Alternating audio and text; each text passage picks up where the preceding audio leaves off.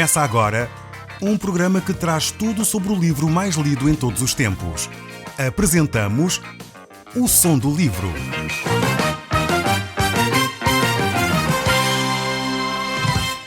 Seja muito bem-vindo. Neste podcast vai encontrar o livro mais conhecido e lido em todo o mundo. Vamos levá-lo numa viagem pela história da humanidade. Este é um audiolivro para si, para a sua família e sociedade em geral. Contextualização e comentários de Paulo Chaveiro. Nós, no último programa, fizemos um resumo desta secção. Mostramos como o capítulo 40 a 42 nos fala acerca do Templo do Milénio. Vimos também, de uma forma resumida, o capítulo 43 a 46 fala-nos acerca do louvor, do serviço naquele templo. E também vimos que o capítulo 47 e 48 fala-nos da visão em relação à terra de Israel. Como é óbvio, vocês já devem ter reparado que nós nestes últimos programas não temos ido passo a passo, versículo a versículo, sobre estes textos. E não o temos feito por várias razões. Eu gostaria de mencionar aqui também as razões pelas quais nós não temos olhado em pormenor todos os versos. A primeira é que nós não temos realmente o tempo para podermos analisar versículo por versículo cada pormenor aqui destes detalhes que são descritos aqui nestes últimos capítulos. Porque senão só, talvez lá para o final do século XXI, terminaríamos o nosso estudo. E, na realidade não temos esse tempo para podermos olhar verso por verso, vírgula por vírgula, palavra por palavra. Mas, para todos os efeitos, não é só esta a razão. Há também, sem dúvida, outra razão. É porque nós voltaremos a este assunto quando analisarmos o livro do Apocalipse de uma forma muito mais detalhada e vamos ter que cruzar esta informação, assim como quando olharmos para o livro de Daniel, também teremos de analisar estes aspectos e por isso nós não estamos agora a dar aqui todo o ênfase talvez necessário a estes textos bíblicos. Vemos também que depois, uma outra razão ainda, é que o texto bíblico no livro do Apocalipse vai nos falar também desta Nova Jerusalém e nós iremos poder detalhadamente verificar estes aspectos. Então são algumas das razões que nos levam a não analisar aqui um versículo por versículo e porque também uma quarta razão é que este assunto é extremamente detalhado. Vai aparecer aqui, como nós iremos ver um pouquinho, eu vou só dar alguns versos para vocês poderem ver bem do que é que eu estou a falar, mas muitos detalhes acerca das medidas e das portas e que medidas essas portas têm e coisas desse género que são extremamente importantes para um israelita que viviam em função do templo, para nós cristãos, em que a Bíblia nos mostra claramente que o templo do Espírito Santo somos nós, nosso corpo é o templo do Espírito Santo, por isso deve ser muito bem cuidado. Atenção, aqui um parêntese na forma como cuidamos da nossa saúde, a nossa alimentação, o exercício físico. Não é que isso seja fundamental no sentido de darmos toda a prioridade a isso e não fazermos o resto, não é isso. Não podemos deificar o nosso corpo no sentido de tornar o nosso corpo quase um Deus, hoje é quase uma adoração ao corpo, mas não é nesse sentido, mas devemos cuidar do nosso corpo porque ele é o templo do Espírito Santo. Se nós vamos à igreja e gostamos de ver a igreja bonita, ornamentada, arrumada, limpa, portanto não gostaríamos de ver uma igreja cheia de teias de aranha, toda suja, cheia de pó.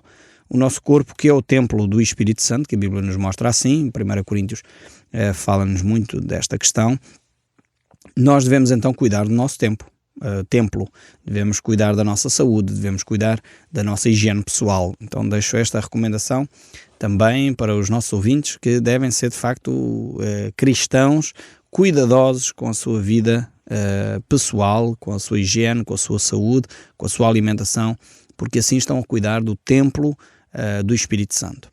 Então vemos aqui que estes capítulos aqui falam muito em detalhe deste templo, mostrando a importância que Deus dá ao templo e que Deus dá ao nosso corpo.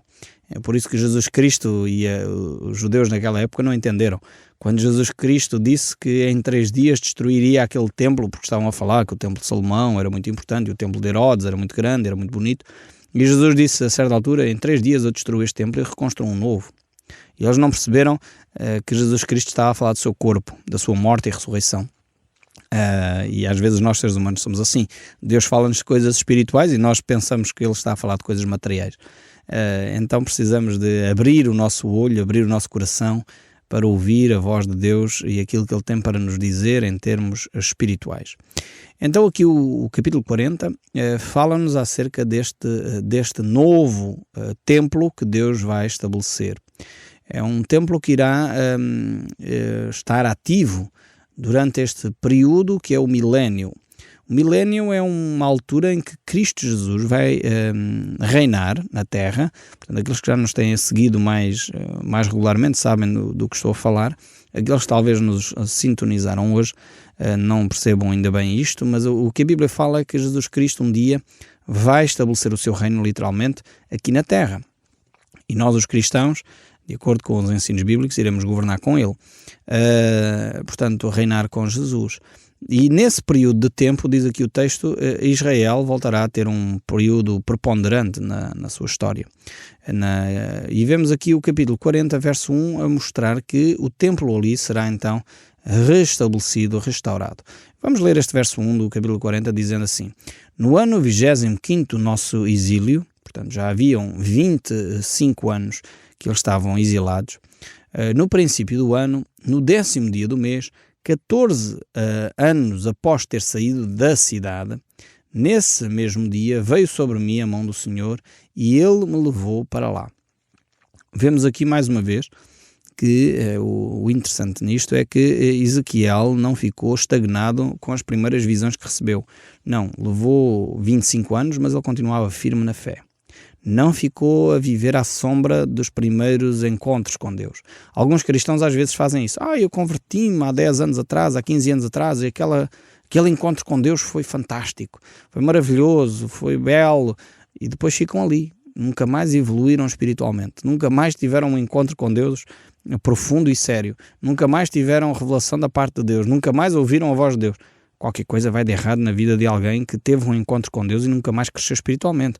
Ezequiel era um homem que mesmo 25 anos depois de estar exilado, continuava a ouvir a voz de Deus, continuava a ser alguém que tinha intimidade com Deus, continuava a ser alguém que se relaciona profundamente com Deus.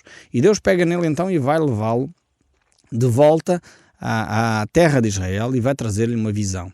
Em visões, Deus me levou à terra de Israel e me pôs sobre um monte muito alto. Sobre este havia como um edifício de cidade para o lado do sul.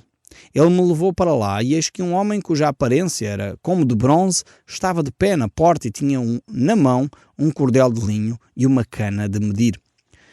Vemos aqui, mais uma vez, e já esclarecemos um pouco aqui estas questões, se Ezequiel foi fisicamente ou não a Israel, mas não é o ponto aqui.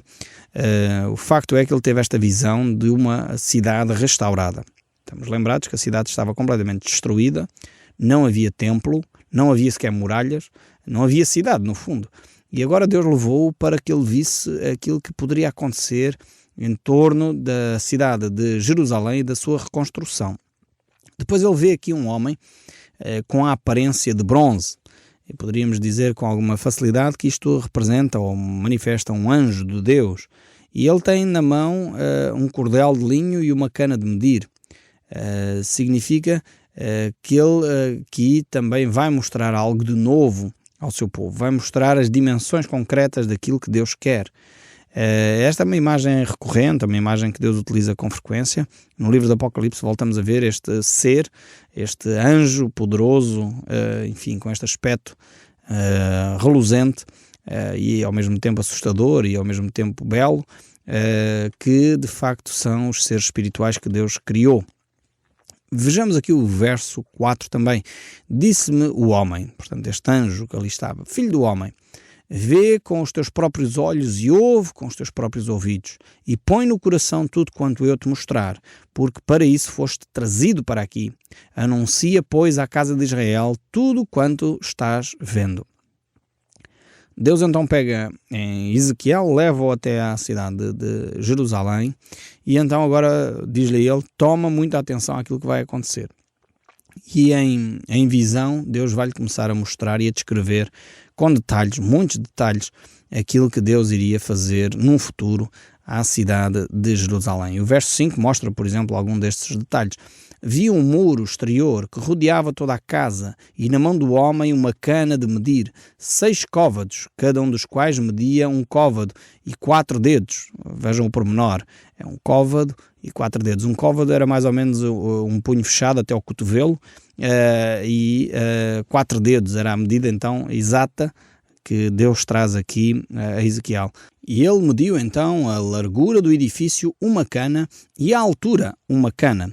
Vejam, no fundo aqui era um quadrado, este edifício, este templo era um quadrado. Deus traz muitos pormenores, nós não vamos ler todos os pormenores que encontramos aqui, mas recomendo vivamente que o possam fazer em casa. E agora vamos dar um salto para ver o verso 39, onde vemos algo interessante também, ainda no capítulo 40, verso 39. E diz assim: no vestíbulo da porta havia 2 mesas de um lado e 2 do outro, para que nelas se degolassem o holocausto e a oferta pelo pecado e pela culpa. Aqui temos um texto extremamente curioso. Talvez você ainda não achou curioso como eu, mas é interessante pelo seguinte: nós estamos a olhar para um período de restauração do povo de Israel, estamos a ver que isto estaria relacionado provavelmente com o período do milénio, o período em que haverá paz na terra, e ao mesmo tempo surge aqui os sacrifícios de novo. Parece que os sacrifícios serão restaurados naquele período. E quando chegarmos um pouco mais para a frente ao serviço, no culto, vamos ver um pouco isto melhor. Vejamos agora o verso 41. Diz assim: 4 mesas de um lado e 4 do outro lado, junto à porta, 8 mesas, sobre as quais imolavam. Ou seja, continuava a haver aqui sacrifícios, mesas para poder, no fundo, degolar os animais e fazer os sacrifícios. E estes sacrifícios serão então para quê? Vamos ver o verso 45. E ele me disse: estas câmaras que olha para o sul é para os sacerdotes que têm a guarda do templo. As câmaras que olham para o norte é para os sacerdotes que têm a guarda do altar. São estes os filhos de Zadok, os quais, dentre os filhos de Levi, se chegam ao Senhor para o servirem. Vemos aqui que os sacrifícios tinham a ver com o serviço a Deus. E havia de novo o restabelecimento da tribo de Levi, os sacerdotes que trabalhavam no templo. Vamos deixar um pouco este assunto para trás, já voltaremos a ele um pouco mais para a frente, mas agora eu gostaria de ver, o Senhor vai restaurar também outras coisas. A glória do Senhor vai ser restaurada no mundo inteiro. Vejamos então o verso 1 do capítulo 43 do livro de Ezequiel, e diz assim: então o homem me levou à porta que olha para o Oriente. Então estamos na cidade de Jerusalém, uma porta olha para o Oriente, outra olha para o Norte, outra olha para o Sul e outra olha para o Ocidente. Temos aqui 4 portas, um templo quadrado, vimos que era a medida de uma cana, que é um cubo no fundo, de altura e de largura. E vejamos então o que é que o texto bíblico nos diz mais. E eis que do caminho do Oriente vinha a glória de Deus de Israel. A sua voz era como o ruído de muitas águas, e a terra resplandeceu por causa da sua glória. Vejamos que essa glória efetiva é a presença de Cristo no nosso meio. É o estabelecimento de Cristo e o seu reino entre nós. O verso 4 ainda nos diz: a glória do Senhor entrou no templo pela porta que olha para o Oriente. E o Espírito me levantou e me levou ao átrio interior, e eis que a glória do Senhor enchia o templo. Vemos de facto esta glória de Deus, que é uma presença profunda, que se pode tocar da presença de Deus. É esta presença de Deus que Ele quer colocar em todo o mundo, como diz o livro de Abacuque, como as águas cobrem o mar. É isto que Deus quer fazer no nosso coração. E é esta presença de Deus que faz a diferença nas nossas vidas. É esta presença de Deus que nos completa como pessoas. É esta presença de Deus que preenche o vazio do nosso coração. É esta presença de Deus que pode retirar a solidão em que nos encontramos. É esta presença de Deus que nos tira a angústia, a tristeza, o desespero. É esta presença de Deus que Ele nos oferece ainda hoje. Não é só uma coisa futura. Aqui o profeta pode visualizar a presença de Deus através da pessoa de Jesus Cristo.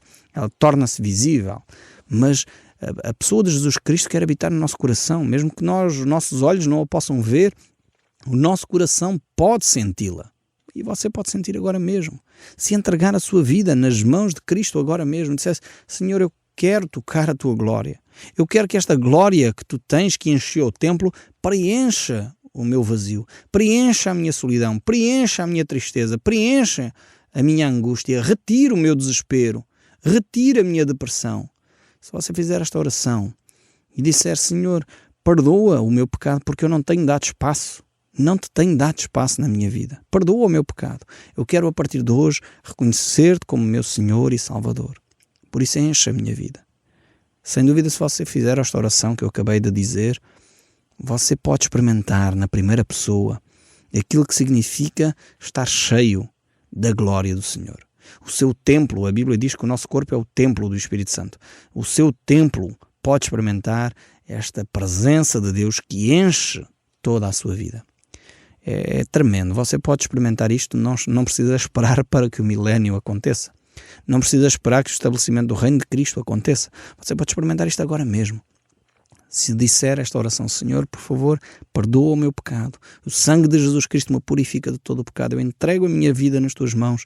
Enche a minha vida com esta glória de Deus, com a presença de Deus.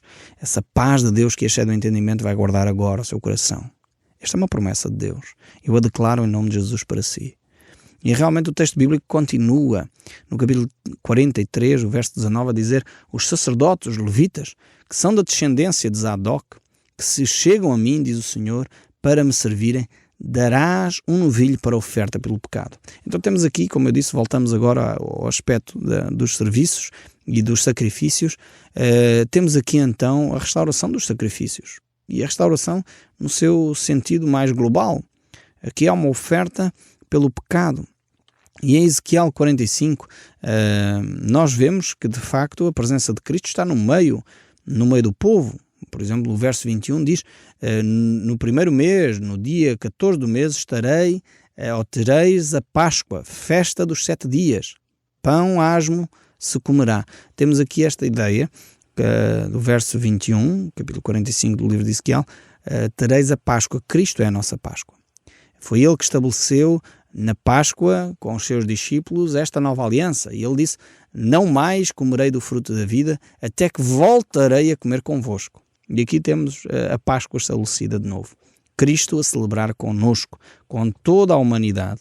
Mas ao mesmo tempo temos esta situação de Cristo estar presente, mas ao mesmo tempo temos a restauração aqui da nação de Israel e daqueles que talvez transitaram do período da grande tribulação para o milénio sem terem tido um encontro pessoal com Cristo. E é necessário, de facto, esse processo ser restaurado. E por isso mesmo surgem aqui os sacrifícios e a restauração destes sacrifícios. É porque nós, seres humanos, temos uma grande dificuldade em entender aquilo que Deus tem para nos ensinar. E de novo Deus volta a este tempo a mostrar à humanidade a importância de uma relação profunda com Jesus Cristo. E por isso mesmo é necessário restabelecer aqui algumas cerimónias que de facto Cristo já tinha suprimido, e aqui é trazido de novo para que o povo reflita sobre o seu estado espiritual. Perceba que só em Cristo, só com Deus, realmente se podem relacionar e ter uma vida abundante, uma vida tremenda. E é por isso que é trazido aqui estas orientações. E agora no capítulo 44, o verso 1, nós vamos ver aqui ainda também o processo sobre o santuário, sobre o serviço neste templo. Diz assim então a palavra de Deus: então o homem me fez voltar para o caminho da porta exterior do santuário, que olha para o oriente, a qual estava fechada. Disse-me o Senhor: esta porta permanecerá fechada, não se abrirá, ninguém entrará por ela, porque o Senhor Deus de Israel entrou por ela, por isso permanecerá fechada. Quando ao príncipe, ele se assentará ali por ser príncipe, para comer o pão diante do Senhor. Pelo vestíbulo da porta entrará e por aí mesmo sairá. Aqui temos este aspecto da porta, que este príncipe, há quem interprete como sendo o rei Davi, o grande rei Davi, não Cristo, porque Cristo será o Senhor dos senhores, o grande rei, não o príncipe. Há quem interprete então desta maneira, e vemos aqui que mais uma vez o serviço do templo será restaurado. O capítulo 47, verso 1 ainda diz: depois disso o homem me fez voltar à entrada do templo, e eis que saíam água debaixo do limiar do templo para o oriente, para a face da casa dava para o oriente, e as águas vinham de debaixo do altar e do lado direito da casa, do lado sul do altar. Aqui temos uma descrição muito interessante, e é interessante ver aqui que a bênção para a terra, e já estamos no capítulo 47, a bênção para a terra provém da relação espiritual com Deus. E isto o povo de Israel não tinha percebido durante todo este processo. É por isso que eles foram levados para o cativeiro, porque eles não entenderam que a bênção espiritual para a terra, a prosperidade vinha do facto de eles estarem bem com Deus, terem uma relação sadia, o seu pecado confessado, abandonado o seu pecado. E quando eles não perceberam isso, realmente foram levados para o cativeiro. Agora Deus diz, a relação espiritual que vocês vão desenvolver comigo vai trazer bênção para toda a terra. Inclusive vai sair um rio debaixo do altar para poder abençoar toda a terra. E isso de tal forma que a vegetação daquela região será em abundância. Se você conhece aquela região, pelo menos por ver na televisão, sabe que aquilo hoje em dia tem mais aspecto de deserto do que outra coisa qualquer. Mas por causa desta bênção que surge fruto da relação com Deus, realmente aquilo que é um deserto se torna numa grande floresta, uma vasta floresta, um vasto jardim, belo, verdejante, porque há a presença de Deus na nossa vida. E Jesus confirma este princípio. É por isso que Jesus, no Evangelho de São Mateus, ele diz: buscar em primeiro lugar o reino de Deus e a sua justiça. E o que é que ele diz a seguir? É que as outras coisas nos serão acrescentadas. Ou seja, o problema dos aspectos de ordem material, de ordem física, não são problema para Deus. O problema de Deus, se é que eu posso dizer assim, é o coração do homem, é o seu e o meu. Quando nós nos acertamos com Deus, a bênção vem daí. Buscar em primeiro lugar o reino de Deus. Quando nós buscamos em primeiro lugar o reino de Deus e não o fazemos tipo investimento bancário, porque infelizmente há muitas pessoas a pensar, bem, eu vou investir no reino de Deus, que é para Deus me dar as bênçãos materiais, assim já vou ter um Mercedes, vou ter uma grande vivenda. Não é disto que estamos a falar. É buscar sinceramente o reino de Deus. Deus vai suprir o resto. E é isso que Deus está a dizer aqui neste capítulo 47. Se nós nos relacionarmos com Deus de uma forma profunda, séria, quando os sacrifícios são restaurados, há confissão de pecado, então a bênção vai sair dessa relação com Deus. Por isso este rio que sai do altar e vai abençoar toda a terra.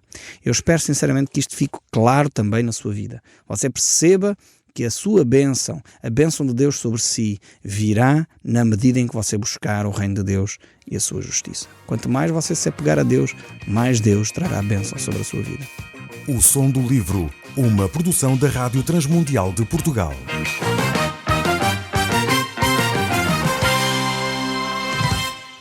RTM. Conhece todos os nossos programas em rtmportugal.org. Uma produção da Rádio Transmundial de Portugal.